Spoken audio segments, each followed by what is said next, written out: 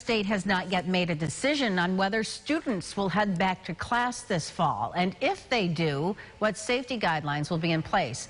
More parents are increasingly worried about the lack of direction, and in one case, they are demanding to be a part of the decision-making. Kayla Green talked to a protesting parent today. She joins us now live from Webster Schrader High School. And Kayla, there is a protest planned for tomorrow. Yes, Maureen, they are planning on protesting tomorrow, and the organizer tells me the point of that protest and really their whole message overall is just that parents want to know whether or not schools are going to open. She says there's a lot of other issues and opinions surrounding how to reopen, but right now their focus is just getting prepared for what they should do in September. Webster parent Christina Higley started a Facebook group called Rock for Educational Freedom for parents to discuss their concerns. We need to know what is going on, to have a voice, to let officials know all sides of it. Parents have all different concerns going into this that need to be at least recognized and eventually addressed.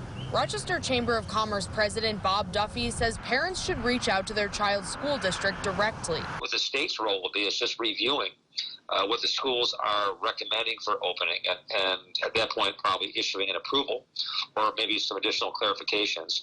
But the real work will be getting done by local schools. The governor has not announced whether or not schools will be open yet, but that decision will be made sometime, I would think, the next month or so. Higley says parents have tried this. When parents are going to their individual school districts, they're then throwing it on the state and saying the state's going to tell us what to do. Monroe County Superintendent's Council President Thomas Putnam says districts haven't received any formal guidelines from the state about what should be included in reopening plans. When I do get an email or a call from a parent who would like to share their insight on what they'd like to see for September, I'm going to listen. But I'm also going to let them know that at this moment, we have no guidance as a school district. We're waiting for those executive orders or the guidance from the governor's office.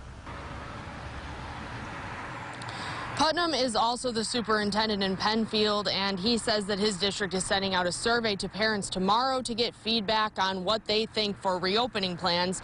He says that Penfield hopes to reopen in the fall, but again, it's hard to make any concrete decisions right now without those guidelines from the state.